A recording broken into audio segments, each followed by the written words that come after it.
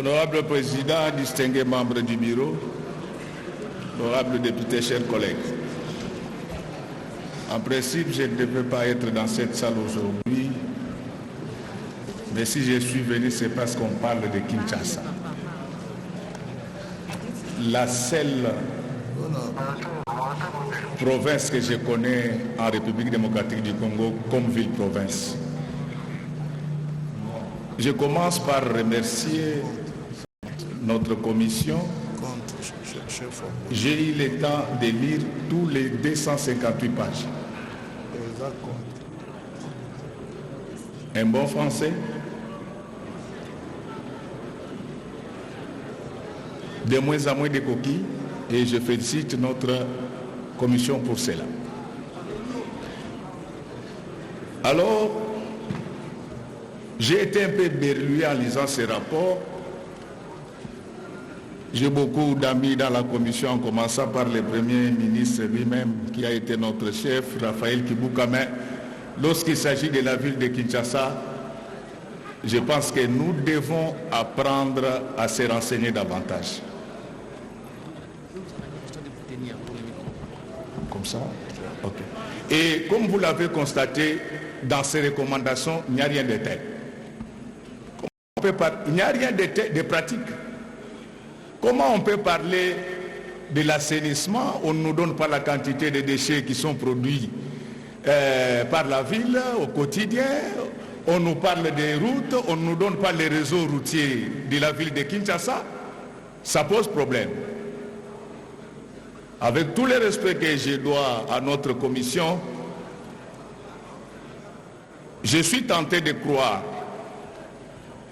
qu'ils se sont contentés des vieux rapports. Parce que dans leur citation, j'ai retrouvé les rapports de 1992, de 2000 et de 2004. Je vous informe que la ville de Kinshasa produit chaque jour 30 000 tonnes de déchets.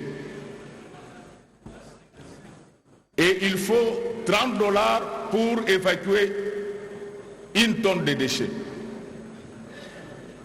Cela équivaudrait à dire que chaque jour, au niveau de la ville de Kinshasa, il faut débourser au moins 900 000 $ si nous voulons une ville qui respire et non qui étouffe.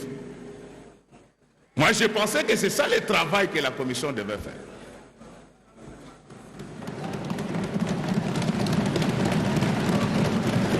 Et au lieu de chercher à aller en mission à l'intérieur, encore là, je demande très poliment à notre commission de lire la constitution de la République démocratique du Congo. Dans ces pays, nous avons opté pour la décentralisation. Qui dit décentralisation dit séparation des compétences. Et lorsque vous lisez les dispositions combinées des articles 202, 203, 204 de notre Constitution, l'habitat et la voirie relèvent des compétences exclusives des provinces. Si on avait lu cette disposition, on n'allait même pas parler de cette affaire aujourd'hui. Nous sommes des législateurs. Apprenons nous-mêmes à respecter nos textes. S'agissant des embouteillages, je suis d'accord parce que là, ça fait partie des prérogatives concurrentes. Mais pour parler des embouteillages dans la ville de Kinshasa, il faut connaître la ville de Kinshasa. La ville de Kinshasa a un réseau routier de 3850 km et à ce jour, c'est seulement 850 km qui sont asphaltés. Et non seulement que ces 850 kilomètres sont asphaltés, mais elles l'ont été mal. Et ça se casse tous les 6 mois. Et pour ça, on n'a pas besoin de faire des commissions. Si on veut le faire, ceux qui ont construit ces routes sont connus. Les boulevards triomphales construits par Mosé Laurent Désiré Kabila résistent à l'épreuve du temps malgré la mort de son initiateur. La route de Maluku construite par Mobutu résiste à l'épreuve du temps. comme un roseau qui se plie, mais ne se casse jamais.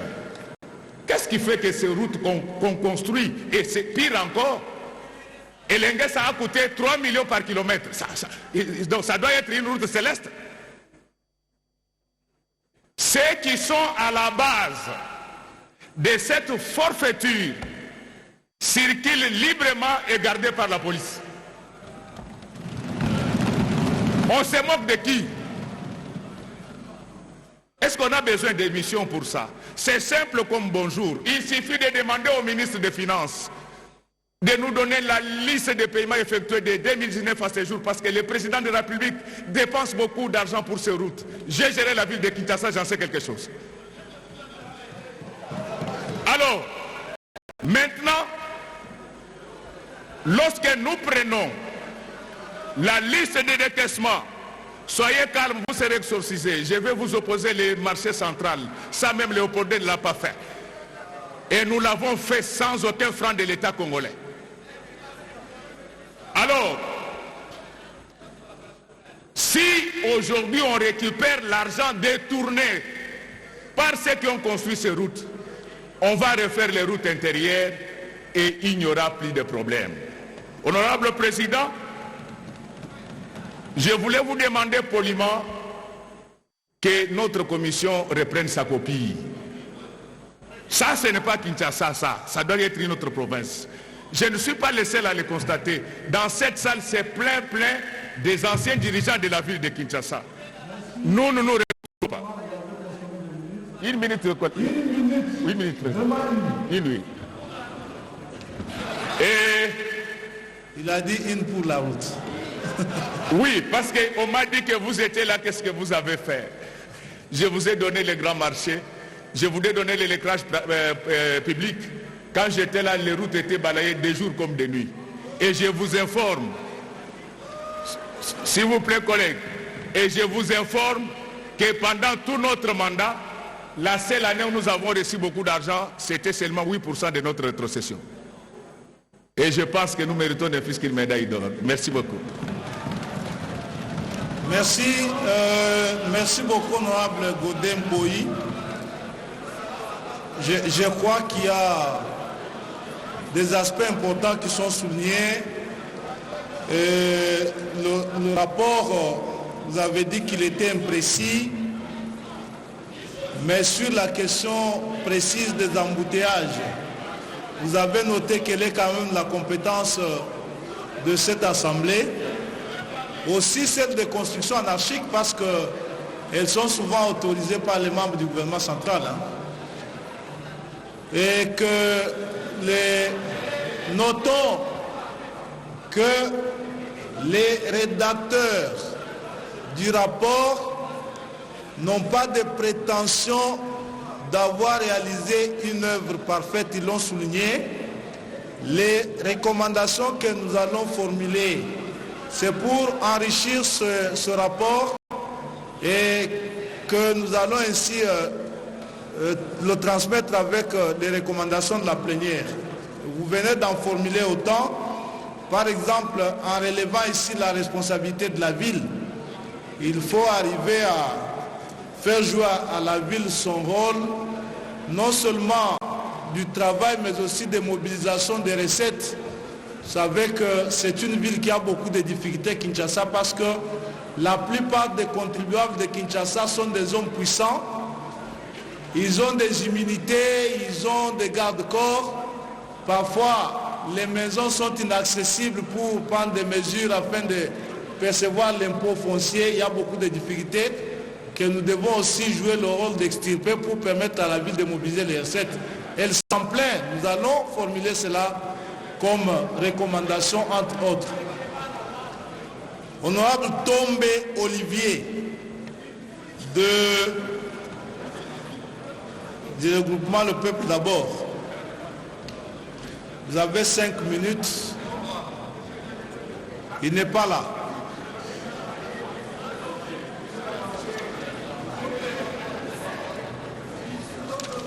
Vous avez 5 minutes, honorable. Il fait 53. À 58, vous arrêtez. Merci, honorable président, pour la parole. Honorable président, honorables membres du bureau, honorables députés, chers collègues, je voudrais ici féliciter la Commission pour avoir réuni toutes ces informations au sujet de la ville qui fait problème autour de 3 problématiques constitutives du triangle de la mort. C'est vrai que le triangle de la mort, le président ne l'a pas bien explicité, il est resté muet, mais je voudrais ici témoigner d'une chose.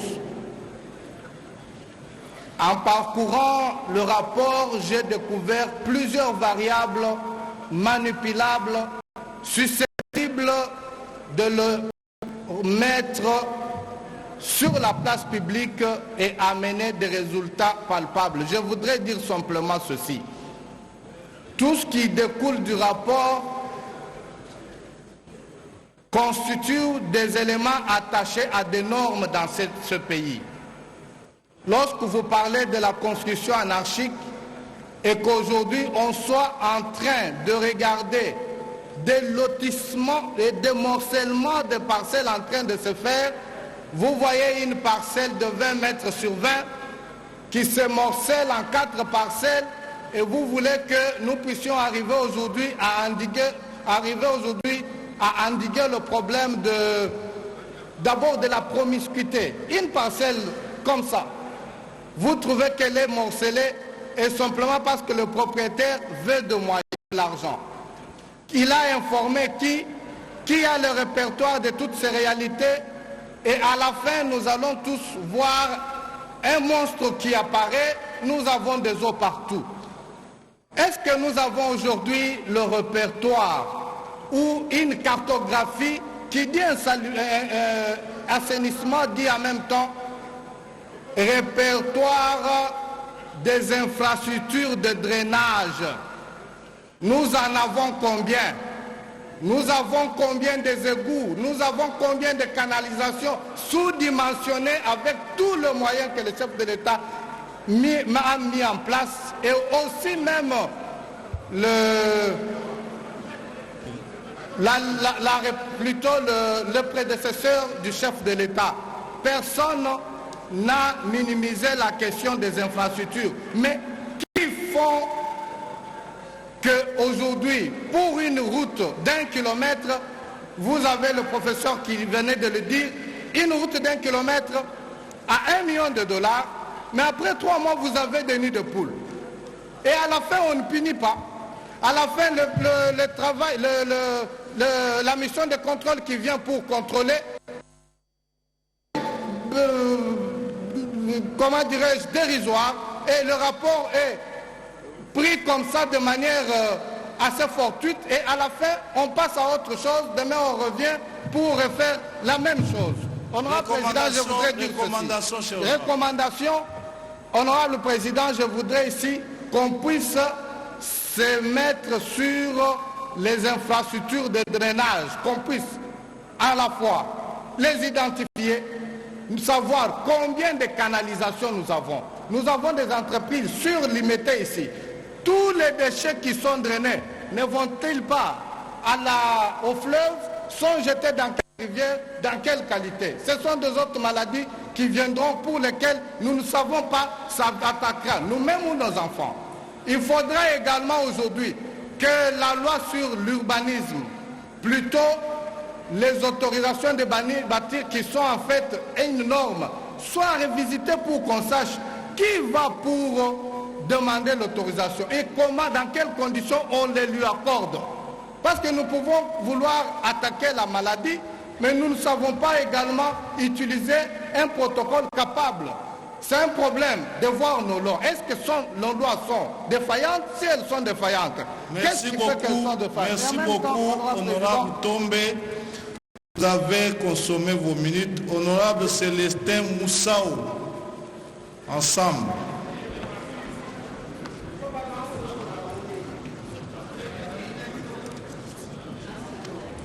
Honorable Célestin.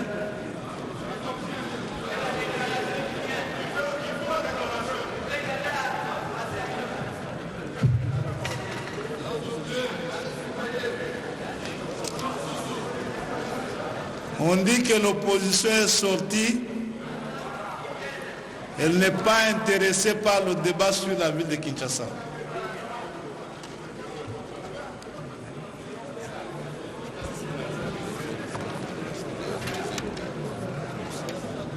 Honorable Célestin, Honorable Ilunga Edi, 3 alliances. Sans objet. Honorable Moupassa Dédé.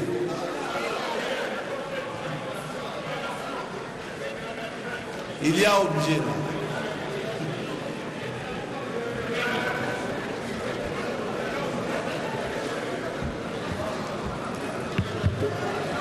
Honorable Edi, vous avez la parole 5 minutes.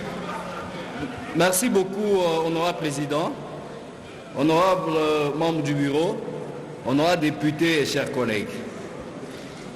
Je commence par saluer le travail nous présenté par la commission ad hoc, parce que c'est un travail qui a été bien fait, mais néanmoins nous avons quelques préoccupations, honorable président. La première préoccupation, nous ne partageons pas vraiment l'avis avec la commission, parce que la commission a estimé bon pour faire le suivi et la coordination des activités par rapport à ces 3 problématiques. Il est souhaitable de créer une agence métropolitaine pour la coordination et l'exécution. Je pense, honorable président, nous sommes en train de décrier chaque jour le dédoublement des services de l'État. Nous savons que dans ces domaines, nous avons des services d'assainissement. Dans les domaines de transport, nous avons la SNPR. Dans tous les domaines, il y a des services appropriés pour la coordination et l'exécution des activités. Ici, c'est un problème d'homme. C'est un problème d'homme parce qu'il faut mettre les hommes à la place qu'il faut. Pas même un problème de la faiblesse de la loi, comme le veut cette commission, parce que les lois, il y en a, mais c'est un problème d'applicabilité de loi. Voilà pourquoi, honorable président, pourquoi nous disons que c'est un problème d'homme. Vous allez vous rendre compte que j'étais curé lorsque l'honorable Matad était en train de nous faire défiler les images. J'ai vu l'immeuble à côté du ministère de Finances.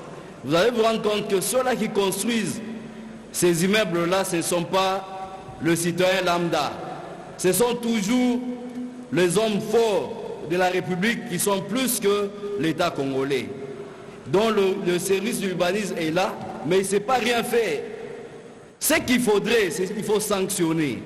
Mais les sanctions ne viennent pas parce que j'estime qu'il y a des hommes qui se croient être plus forts plus que l'État.